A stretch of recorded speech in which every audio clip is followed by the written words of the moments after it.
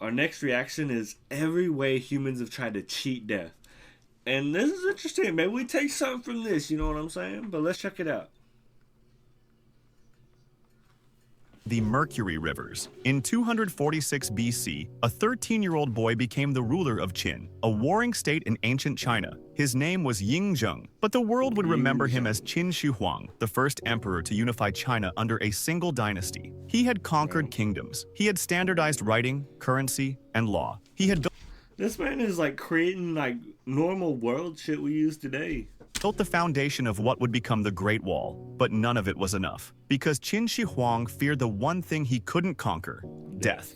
So he sent scholars, magicians, and explorers across the empire and beyond, some as far as the Pacific Ocean, searching for the Busi Ji Yao, the drug of deathlessness. He ordered his court alchemists to create an elixir that would grant him immortality. And they did. The elixir was made from cinnabar, a bright red mineral that produced liquid mercury. Ancient Chinese alchemists believed mercury was magical. It flowed like water, but ain't it like really toxic?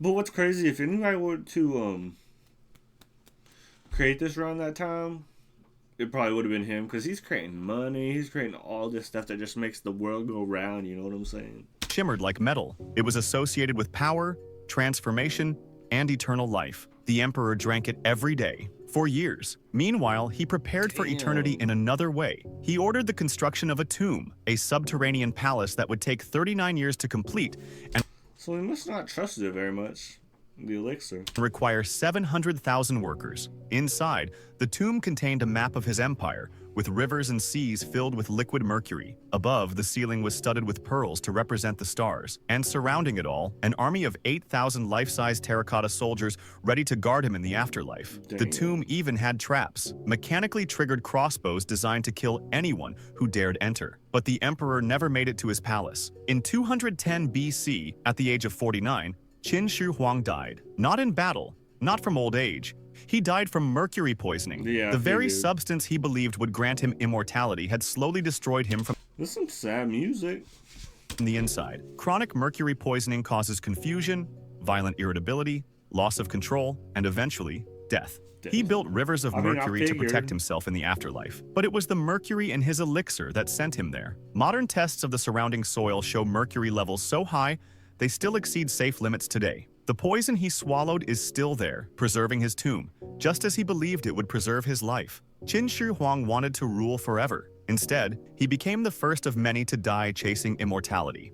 Alchemists and the Philosopher's Stone. For 400 Oh, we on some Harry Potter shit? years across medieval Europe, men dedicated their lives to a singular obsession, the Philosopher's Stone, a mythical substance that could turn lead into gold and grant eternal life. The alchemists worked in secret laboratories, mixing mercury and arsenic. They believed the process unfolded in stages marked by color: black, white, yellow, and finally red. The red stone was the ultimate goal, capable of transforming any metal into gold and producing the elixir of life. One of the most famous names is Nicolas Flamel. In 14th century Paris, Flamel was a manuscript seller who became wealthy through business. When he died in 1418, at around 80 years old, he was buried in a Paris church. But 200 years later, a book appeared claiming Flamel had discovered the secret. The legend said he found a mysterious manuscript, deciphered it with his wife Perenelle, and successfully created the Philosopher's Stone. None of it was true. There is no evidence the real Nicolas Why is he alive? Why isn't he alive then? Flamel ever practiced alchemy, but others weren't so fortunate. Paracelsus, a Swiss physician born in 1493, didn't just theorize, he experimented on himself. He believed mercury, sulfur, and salt were the building blocks of all matter. He pioneered chemical medicine and is now called the father of toxicology. But Paracelsus drank his own elixirs. He worked with mercury constantly. In 1541, at 48, Paracelsus died suddenly. The cause was never recorded, but the symptoms of mercury poisoning were unmistakable: tremors, memory loss, blindness, and kidney failure. The alchemists knew the risks. Mercury caused madness, paralysis, and agonizing death. And yet, They continued. They heated cinnabar to extract liquid mercury. They mixed arsenic into elixirs. They inhaled toxic fumes. Some developed tremors so severe they couldn't hold their tools. Many died alone in their laboratories, Jesus. poisoned by the substances they believed would save them. The phrase, mad as a hatter, comes It's starting to understand the sad music.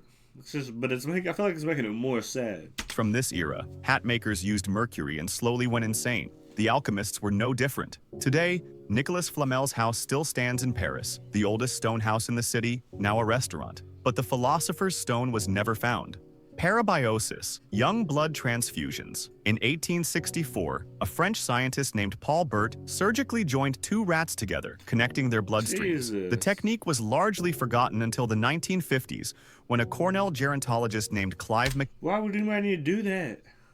McKay connected old rats to young rats. The old rats lived longer. The experiment raised an unsettling question. Was there something in young blood that could reverse aging? In 2005, Stanford researchers revived the technique. They paired old mice with young mice, Why can't you linking put their the blood in circulatory the other systems. mice? Within 5 weeks, the muscle and brain tissue of the old mice began to resemble that of the young mice. Something in young blood was sending signals to old cells, telling them to regenerate. By 2014, the results were undeniable. Young blood improved memory, rejuvenated the heart, and activated stem cells, and Silicon Valley was paying attention. In 2016, a Stanford graduate named Jesse Karmazin founded a company This is called new. Ambrosia. The pitch was simple: pay $8,000 and they'd fill your veins with plasma from teenagers. Karmazin claimed it was That sounds like some weird Illuminati shit. But like, so far I can see how this looks like it'll work. And this is some new shit. That's also scary. a clinical trial, but there was no control group, no peer review, and participants had to pay to join. Ambrosia opened clinics across California, Florida, and Texas. The Damn. treatment took 2 days did they get and so much 1.5 funding? liters of plasma from donors aged 16 to 25. Clients So paid weird. via PayPal. Peter Thiel, the billionaire founder of PayPal, reportedly spent $40,000 per quarter on transfusions from 18-year-olds. It wasn't science. It was This is so fucking weird and like kind of gross. I don't know how to feel about this. vampirism with a credit card. Legitimate researchers were horrified. Tony Weiss-Correa, the Stanford neuroscientist whose work had inspired the experiments, condemned Ambrosia of abusing people's trust. The risks were real. Plasma transfusions can cause lung injury, circulatory overload, and infections. I Karmazin believe it. claimed the treatment reduced cancer markers and improved sleep, but he never published the data. In February 2019, the FDA issued a warning happened to the calling blood? young blood transfusions potentially harmful with no proven clinical benefits. Ambrosia shut down, So does it but not Karmazin help? didn't stop. He opened a new company called Ivy Plasma, offering the same transfusions for $12,000. Today, legitimate researchers continue their work through real clinical trials with Alzheimer's patients. They don't charge participants, they follow protocols, they publish results, but the damage was done. The dream of eternal youth had been reduced to a Silicon Valley grift. The science was real. So I guess it The doesn't? application was a I'm scam. confused. Cryonics, the frozen bodies. Right now, in Scottsdale, Arizona, there are over 200 bodies stored in giant metal Why? tanks filled with liquid It's nitrogen. like some Fallout shit. Is it just some experiment? Frozen at minus 196 degrees Celsius. They've been dead for years, Oh. some for decades, but their families believe they're coming back. In 1962, a Michigan professor named Robert Ettinger published The Prospect of Immortality, arguing that if you freeze a body immediately after death, future medicine might revive it. 5 years later, James Bedford became the first. The 73-year-old professor died of kidney cancer. Within 2 hours, his body was injected with antifreeze and packed in dry ice. The Antifreeze? preservation was primitive, but Bedford's frozen Awesome. body became proof of concept, and it's still frozen today at Alcor Life Extension Foundation in Arizona. Since then, around 600 people worldwide have been cryopreserved, with thousands more on waiting lists. Full body That's kinda preservation at crazy. Alcor What the costs hell? $220,000, usually paid through life insurance. The most famous cryonics myth? Walt Disney. For decades, rumors claimed Disney was frozen this not beneath true? Disneyland, but it was completely false. Okay. He was cremated I in thought that was- 1966. I thought that was completely real. His daughter said he'd probably never even heard of cryonics, but one famous name really is frozen: Ted Williams, the Hall of Fame baseball legend. When Williams died in 2002, his family split. His daughter wanted him cremated, but his son produced a note saying they agreed to be preserved at Alcor to be together in the future. Williams' body was sent to Arizona. Then a former Alcor executive went public with allegations. He claimed Williams' head had been accidentally cracked, drilled with holes, and stored in a lobster pot. What the Alcor fuck? denied everything. Where did that even come from? And that's kind of fucking crazy to have allegations about. But the damage was done. Today, both Ted Williams and his son are stored at Alcor. Just their heads. That's so The weird. science, however, remains deeply flawed. No one has ever been revived. Why are their heads only? What's that gonna do? And one has holes in it. And yet, the waiting list grows. Robert Ettinger, the man who started it all, died in 2011. His body was cryopreserved at the institute he founded. The frozen bodies remain in their tanks, suspended in liquid nitrogen, scientists- maintained by weekly refills, and the hope that someone This is someday so will figure out weird. how to... Imagine walking through that and you just see a whole bunch of dead people. It's like 600. That's terrifying. You think it's haunted? That'd be fucking terrifying.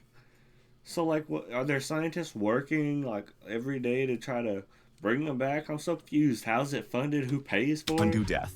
Until then, they wait in the cold.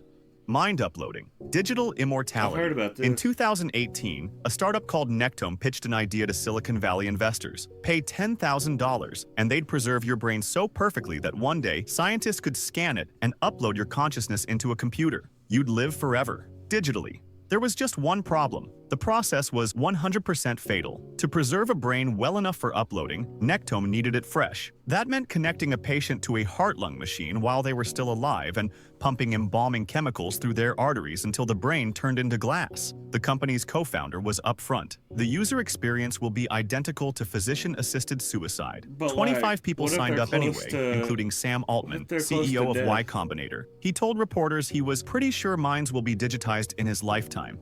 Nectome won an That $80,000 is prize for preserving a pig's crazy. brain and secured nearly $1 million in federal funding. But there was a fundamental problem. Nectome had no idea how to actually upload a brain. They were selling death with a promise they couldn't keep.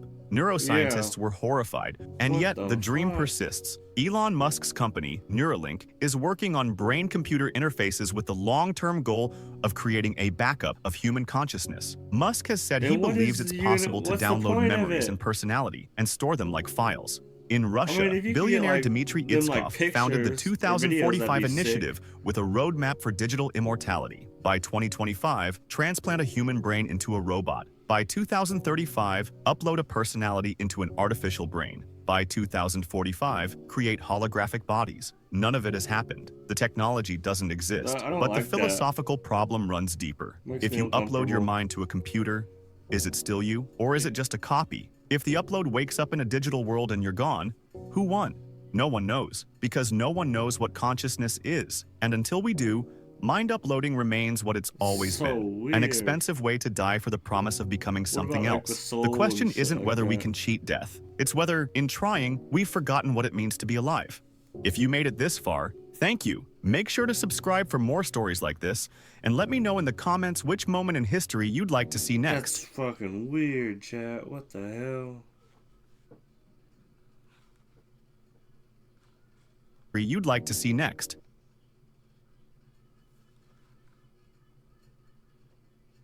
Chat.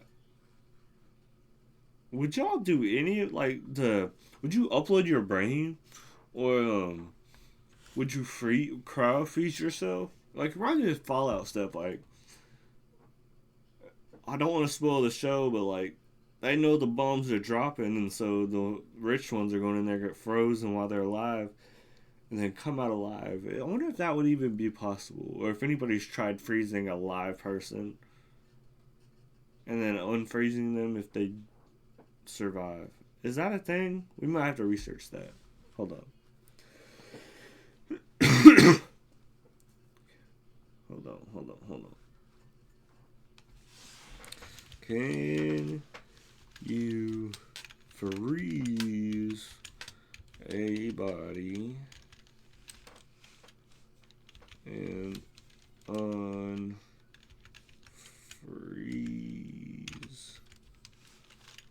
it?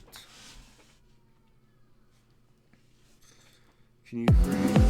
Why don't I play? The GTR is one of the greatest cars. No, thank you. Can you freeze a body? And I don't know if I want to come back to life. Can you freeze your body and unfreeze it in the future? That's more what I want to know. Can you actually freeze your body and unfreeze it in the future? You might be surprised to know that it's kind of barely possible. So we hear about cryogenic freezing a lot in movies and TV shows, where people get frozen in the present and live hundreds of years to be unfrozen in the future. But apparently it's been used so much that I've actually seen multiple people thinking it's real, not to mention the whole Walt Disney head rumor. So is it? Can you actually freeze yourself and be revived? Well, barely. See, it is possible to stop the body from deteriorating by freezing it at insanely low temperatures. The only issue is that these low degrees, the body becomes extremely delicate, and a lot of things can go wrong. As of writing this, scientists have only successfully been able to freeze and unthaw some blood vessels, heart valves, and corneas. So technically possible, just not for a whole human. But who knows? Technology always advances at an insane rate. I feel like those are the more delicate things. And then you got did it say a brain? Just not for a whole human. But the issue is that these low degrees, the body becomes extremely delicate, and a lot of things can go wrong. As of writing this, scientists have only successfully been able to freeze and unthaw some blood vessels, heart valves, and corneas. So technically possible. I mean, if you can get the brain, I feel like those are the main things that can't be kind of redone. If all I don't know how the nerves will work, but I feel like there's a way. Like, what if you encase it in something that can't make the person get frostbite? It kind of sounds possible, but I don't know. Thank you for pulling up from YouTube. Thank you for pulling up. I'll see you in the next video.